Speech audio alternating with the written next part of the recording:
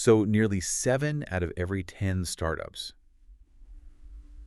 they just hit a dead end. That's the statistic you always hear, right? It's a really sobering reality. Yeah. It just triggers so much anxiety for anyone trying to launch something ambitious. Oh, absolutely. It's the fear of becoming one of those statistics that, it paralyzes so many of us. Right. But what if that doubt?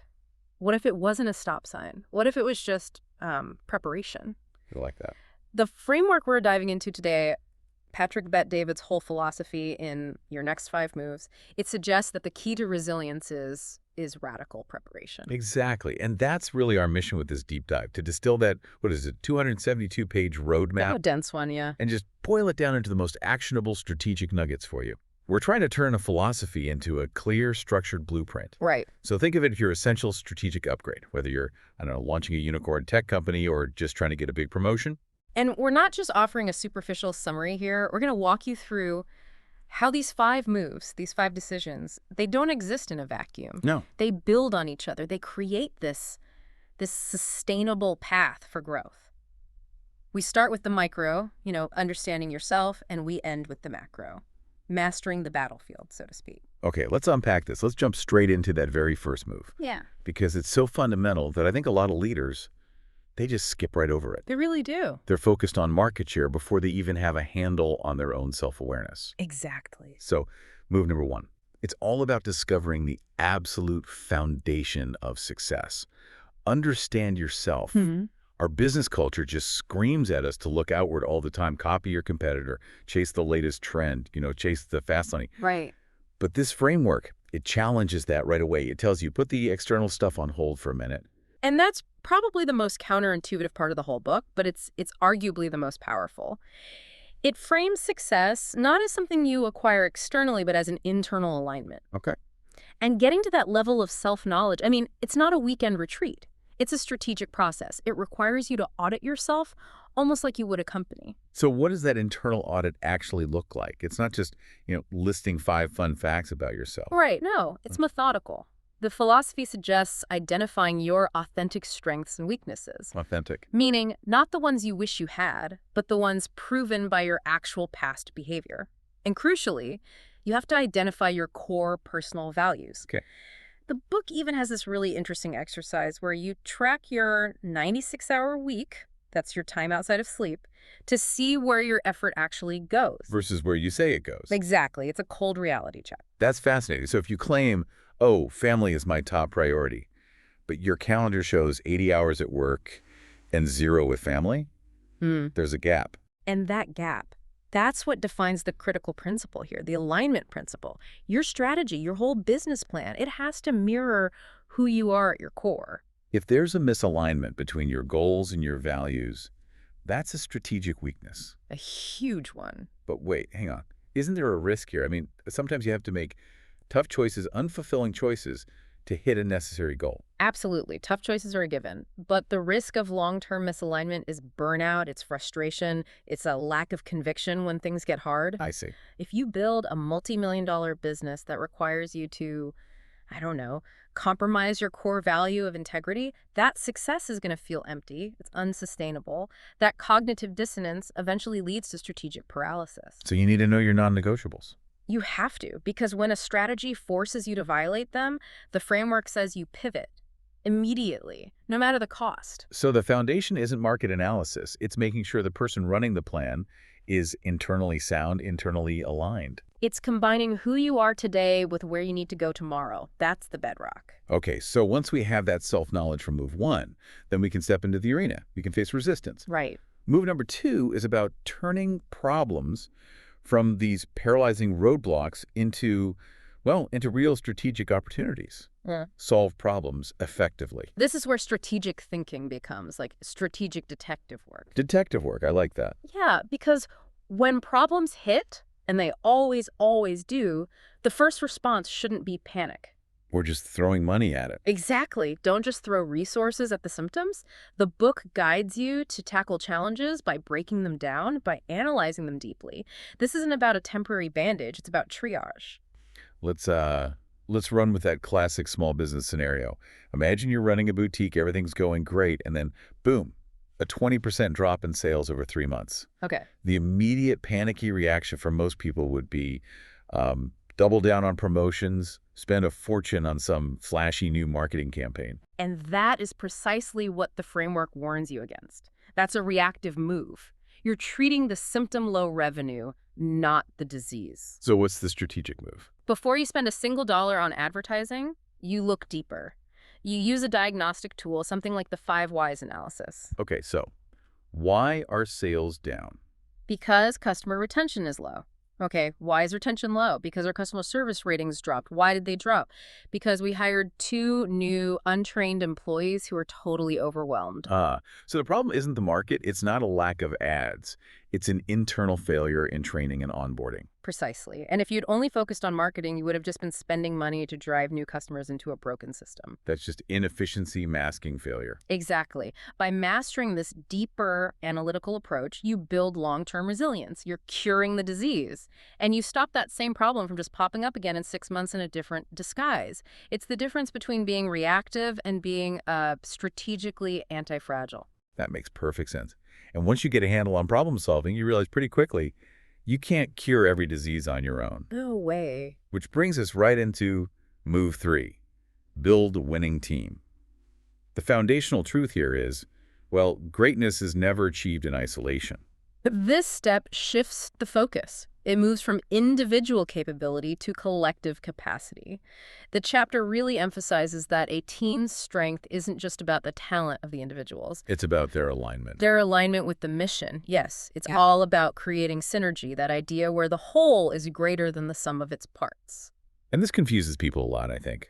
They assume building a winning team means hiring 10 clones of yourself. Right. Or just, hiring those expensive, highly credentialed person you can find. And that's a huge strategic pitfall. If you hire 10 people who are all amazing at sales, but they're all terrible at operations, you have a weak team, not a winning one. The framework talks about complementary weaknesses.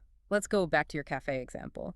You are an amazing barista. The coffee's perfect. You're the heart of the brand, but you absolutely dread managing inventory. Or negotiating with suppliers. Yeah. That's me. My impulse, and I think a lot of people's impulse, is to just try and force myself to learn spreadsheets and social media because I feel like I should be doing it all. But the strategic move, the winning move, is finding someone who thrives in those exact areas.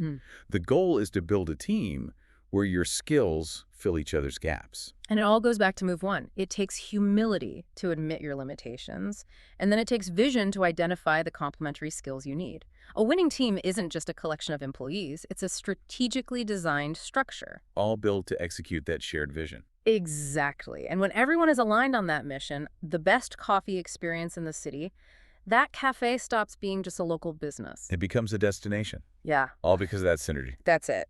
Okay, so the foundation is set. We're analyzing problems. The team is aligned. We're ready to grow. Which brings us to move number 4. Strategize to scale up. And this is the difference between just growing and growing smart. Right. Scaling is where your strategic planning, your resource allocation, it all becomes absolutely critical.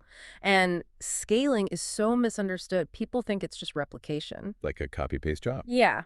But the framework clarifies that sustainable growth means expanding your reach without losing the core essence, the unique value that made you successful in the first place. Okay, let's use the local bakery example. You've perfected your sourdough, there are lines out the door, and now you want to open a second, a third, a fourth location.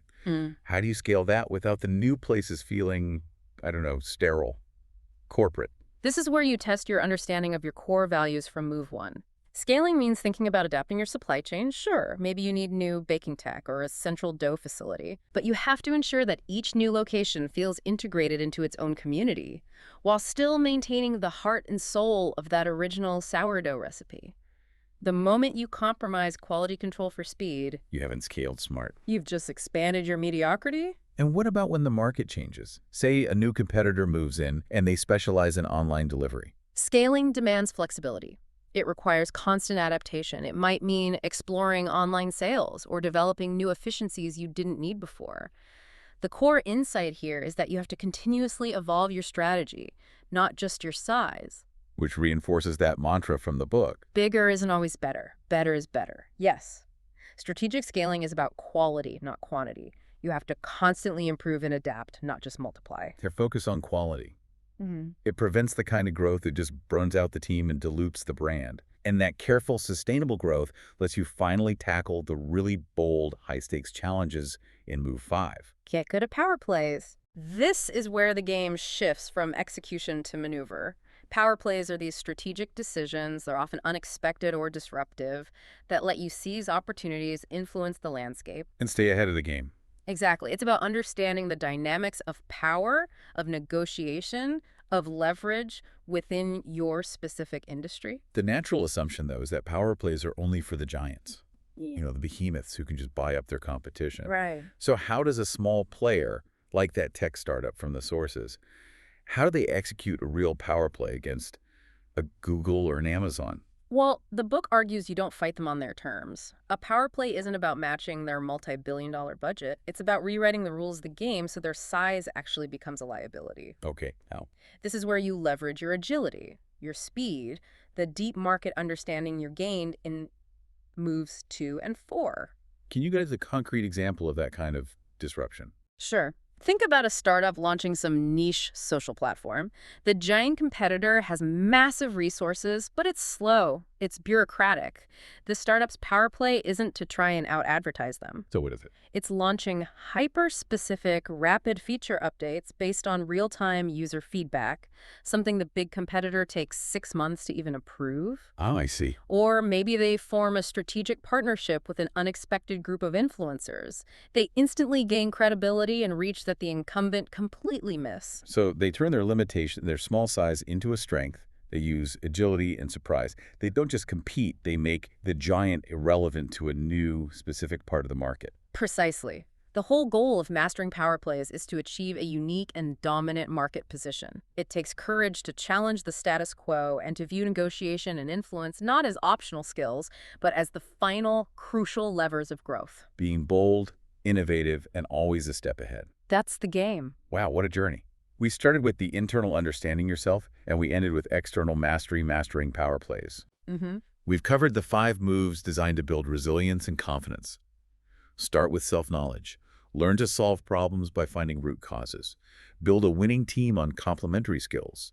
Strategize to scale up smartly, and then finish by mastering power plays. And if you look at the whole arc of this philosophy, the entire journey really depends on the strength of Move 1, informing how you execute Move 5. Right. You started by defining your core values, and you ended by challenging external rules. So this raises a really potent final question for you, the listener, to think about. Ah. We all operate under rules in our lives, right?